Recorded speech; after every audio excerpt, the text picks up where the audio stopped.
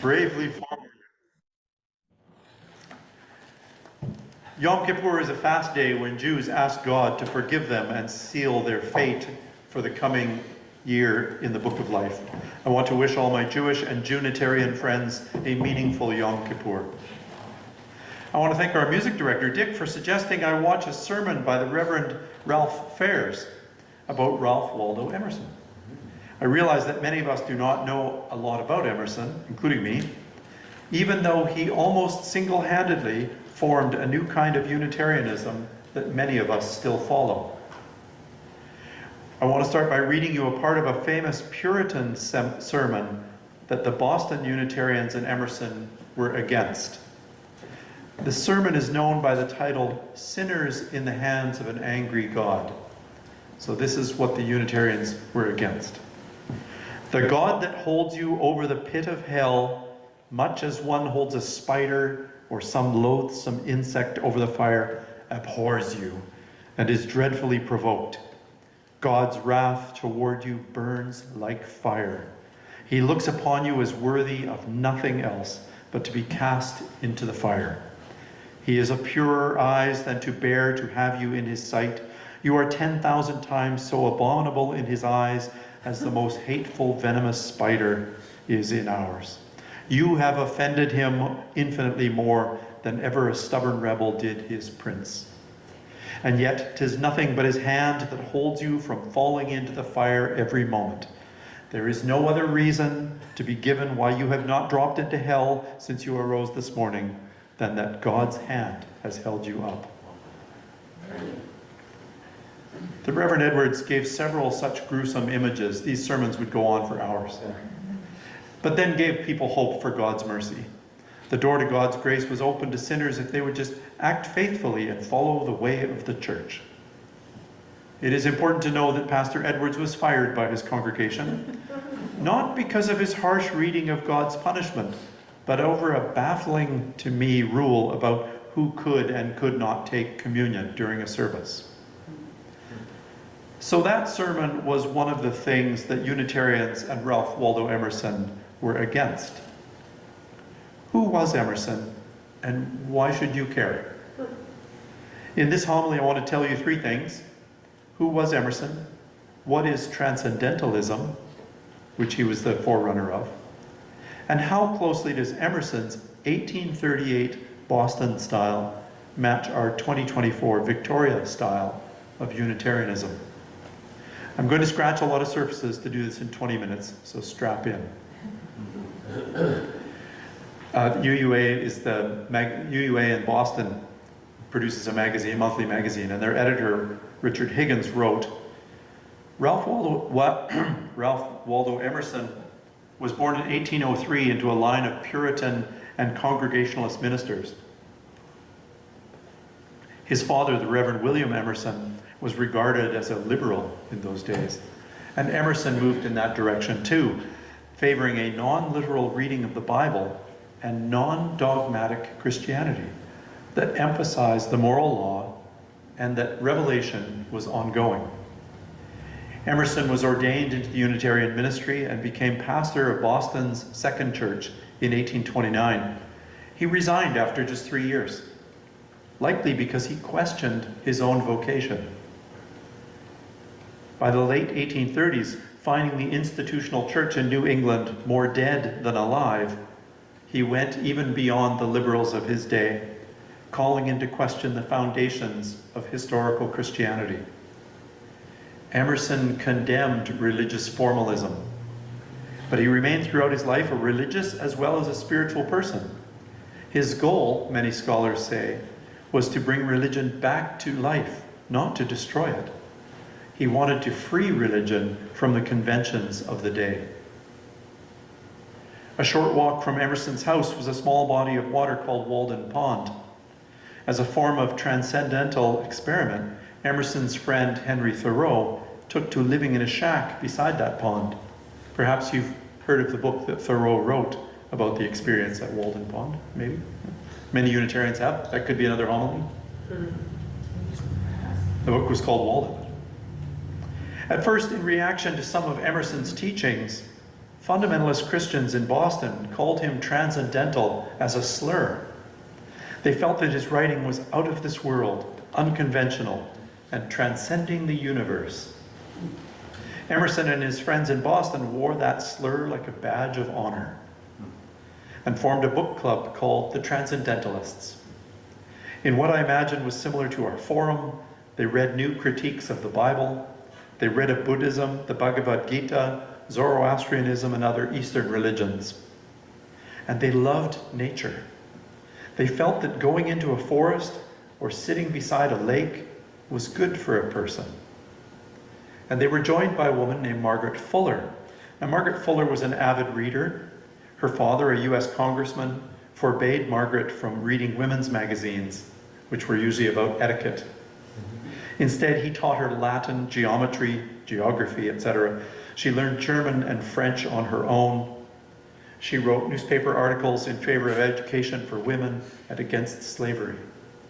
By the time she was in her 30s, she had earned a reputation as the best read person, male or female, in New England. Margaret Fuller translated German literature and brought German Romanticism to the United States. She met Emerson and the other Transcendentalists and became the salaried editor of their newsletter, and they read the German Romantics, courtesy of Margaret Fuller. Her contributions to Transcendentalism are therefore to be remembered.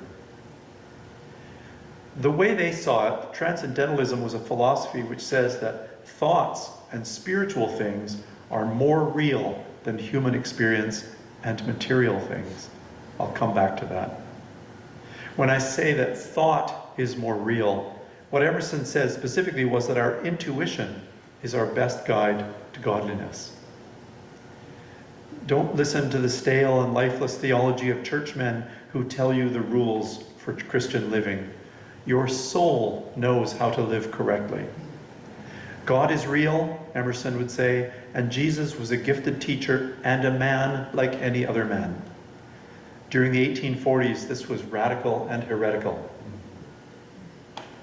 So now I've told you just a little bit about Emerson and a little bit about the Transcendentalists. To draw comparisons between Emerson's thinking and our congregational culture, let me tell you about his most famous speech, in which he addressed new Unitarian ministers at their graduation at Harvard. And what he said was that most preachers are bad at it. So Ralph Waldo Emerson had attended Harvard College and attained his degree in divinity there and become a Unitarian minister, as I said. He left parish ministry and took to writing articles and giving speeches to earn his bread. But in July 1838, Harvard invited him to come and speak and address the graduating class at Harvard Divinity School. Emerson critiqued traditional forms of Christianity and religious institutions and called for a new kind of spirituality based on individual experience and personal insight. What are we looking at? He argued that organized religion and its institutions had become stale and irrelevant, and that people should seek a deeper understanding of the divine through intuition and experience. He believed that each person has access to the divine within themselves, and that this inner spiritual connection is more important than any external religious authority. He's telling the students who are about to become religious authorities that they're not relevant. Throughout the speech, Emerson emphasized the importance of individuality, self-reliance, and self-discovery in the spiritual realm, and called for a return to a more authentic and personal form of spirituality. By doing so, he challenged the dominant religious and intellectual norms of his time and laid the foundations for a new kind of spiritual and philosophical thought in America. Here are a few of the lines he spoke. Tell me if you hear echoes of Emerson in our congregational life. Emerson said, "Virtue is the essence of all religion. The sentiment of virtue is a reverence and a delight in the presence of certain divine laws. The religious sentiment makes our highest happiness. Wonderful is its power to charm and to command. It is a mountain air. It makes the sky and the hills sublime, and the silent song of the stars is it. By it, the universe is made safe and habitable. The intuition of moral sentiment is an insight into the perfection of the laws of the soul. He who does a good deed is instantly ennobled. Good is positive. Benevolence is absolute and real.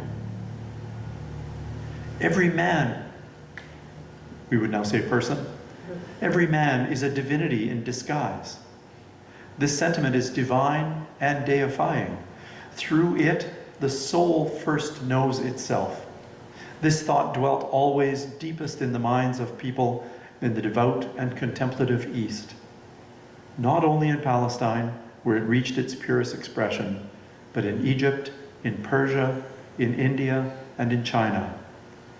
Europe and North America have always owed their divine impulses to Oriental genius.